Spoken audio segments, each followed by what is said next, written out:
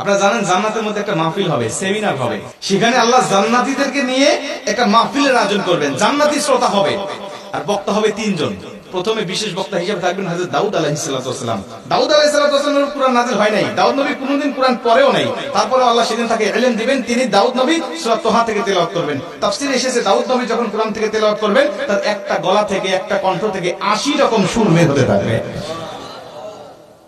জান্নাতীরা দাউদ নবীর কণ্ঠে তেলাওয়াত শুনে তো পাগল, বলবে আল্লাহ কি তেলাওয়াত শুনতেছি, আমরা তেলাওয়াত শুনে শুনে জান্নাতে থাকতে চাই, আর কিচ্ছু চাই না।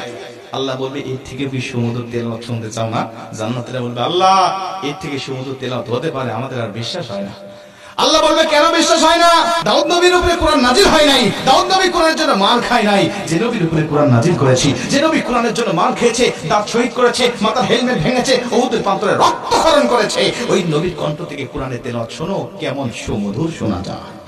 আমার নবী যখন সূরা ইয়াসিন থেকে তেলাওয়াত করবেন, জান্নাতীরা তো পাগল হয়ে যাবে, বলবে আল্লাহ কোনো হুর চাই না, কোনো গিলমান চাই না, কোনো নাজ নিয়ামত, কোনো শরাব, কোনো ঝর্ণা, কোনো কিচ্ছু চাই না। আল্লাহ শুধু নবীর কণ্ঠে তেলাওয়াত শুনে জান্নাতে হাজার হাজার বছর আমরা কাটিয়ে দিতে চাই। আল্লাহ বলবে জান্নাতি এর থেকেও কি সুমধুর তেলাওয়াত তোমরা শুনতে চাও না? জান্নাতীরা বলবে আল্লাহ এর থেকে সুমধুর তেলাওয়াত হতে পারে, এটা আমাদের আর বিশ্বাসই হয় না। জান্নাতীরা কেন বিশ্বাস হবে না বলো? আমার নবীকে কণ্ঠ দিয়েছি আমি আল্লাহ নিজে, আমার দাউদকে কণ্ঠ দিয়েছি আমি আল্লাহ নিজে, কিন্তু আমার গলায় কত কণ্ঠ রেখে দিয়েছি জানো না? আমি আল্লাহ নিজের কণ্ঠকে ওজা করে এখন তোমাদেরকে সূরা রহমান থেকে তেলাওয়াত করে শোনাতে চাই।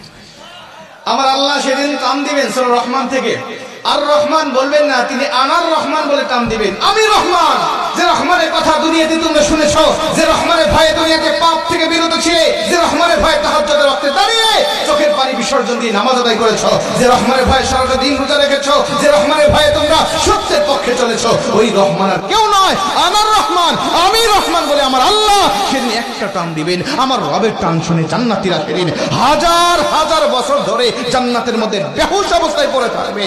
আমার আল্লাহ তাদেরকে হুশ দিবেন না। জোরে কোন সুবহানাল্লাহ, আল্লাহু আকবার বলেন। দোয়া করছি আজকে যেভাবে বসেছি, আল্লাহ যেন জান্নাতের মধ্যে আমাদেরকে ওই মাহফিলে শ্রোতা হিসাবে সবাইকে বসার তৌফিক দান করেন। জোরে বলেন আমিন। আরেকটু জোরে বলেন আমিন।